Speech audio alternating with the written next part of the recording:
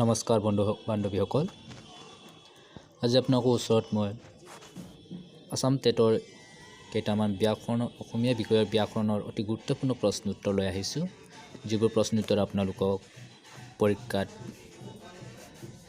90% সহায় কৰিব। প্ৰথম প্ৰশ্নটো হৈছে অসমীয়া ভাষাৰ মুঠ স্বৰবৰ্ণৰ সংখ্যা কিমান? 8টা, 10টা, 11টা, 12টা। ইয়াৰ শুদ্ধ উত্তৰটো হৈছে গ 11টা।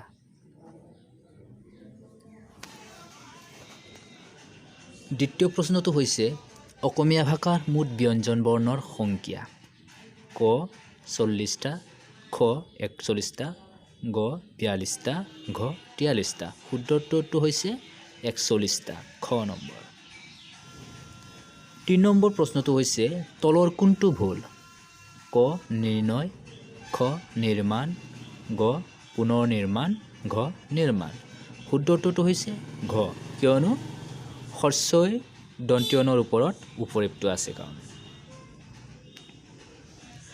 4 নম্বৰ হৈছে একোটা সন্তান থকা তিৰোতা। ক আনচ, খ জলাহী, গ বাজি, ঘ একোটি। শুদ্ধ উত্তৰটো হৈছে ঘ একোটি। 5 নম্বৰ বিনীত শব্দৰ স্ত্ৰীলিংগ হ'ব বিনীতা, বিনয়িতা, বিনয়ী, বনিতা। শুদ্ধ উত্তৰটো হ'ব বিনীতা, ক। 6 নম্বৰ ভগৱতী শব্দৰ পুংলিংগ হ'ব ক ভাগৱতী, খ ভগৱান, গ ভাগৱতী, ঘ ভকত। শুদ্ধ উত্তৰটো হৈছে ভগৱান, খ। 7 নম্বৰ তলৰ কোনটো ভুল? ক তাৰ আয়েক, খ তোৰ শহুৰেৰ, গ তোমাৰ শহুৰেৰা, ঘ তোমাৰ আয়েৰ। শুদ্ধ উত্তৰটো হৈছে ঘ তোমাৰ আয়েৰ। 8 নম্বৰ দিবাকৰ শব্দৰ প্ৰতিশব্দ হ'ব ক পৃথিৱী, খ চন্দ্ৰ, গ সূৰ্য, ঘ তৰা। শুদ্ধ উত্তৰটো হৈছে গ সূৰ্য, সূৰ্য। 9 নম্বৰ তলৰ কোনটো ক্ৰিয়াপদ? ক ভাল, খ ৰঙা, গ পঢ়া, ঘ দুষ্ট। শুদ্ধ উত্তৰটো হৈছে গ পঢ়া, যিটো পঢ়া হৈছে কৰা কাম। 10 নম্বৰ তলৰ কোনটো ক্ৰিয়া বিশেষণ?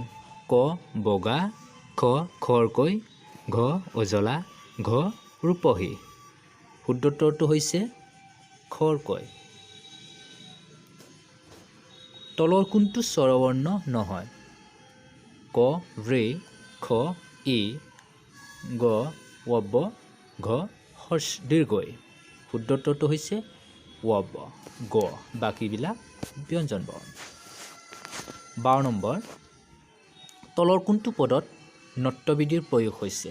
ক সাগৰ, খ কম্পিউটাৰ, গ নিৰ্মাণ, ঘ বিপৰীত। শুদ্ধ উত্তৰটো হৈছে নিৰ্মাণ, গ। 13 নম্বৰ জাৰ্মান শব্দত দন্ত্যনটো কিয় মূৰ্ধন্য ন নহয়? ক ক্ৰিয়াপদ নহয়, খ পদ নহয়, গ বিদেশী শব্দত দন্ত প্ৰয়োগ নহয়, ঘ এটাও নহয়। শুদ্ধ উত্তৰটো হৈছে গ, কাৰণ বিদেশী শব্দত মূৰ্ধন্য প্ৰয়োগ নহয়। তলৰ কোনটো পদ ক্ৰিয়াপদ? ক কলম, খ সাগৰ, গ খোৱা, ঘ ধন। শুদ্ধ উত্তৰটো হৈছে খোৱা, গ। অনুগ্ৰহ কৰি মোৰ চেনেলটো ছাবস্ক্ৰাইব কৰি দিব যাতে এনেকুৱা ভিডিঅ' অধিক আগবঢ়াব পাৰোঁ। Thank U.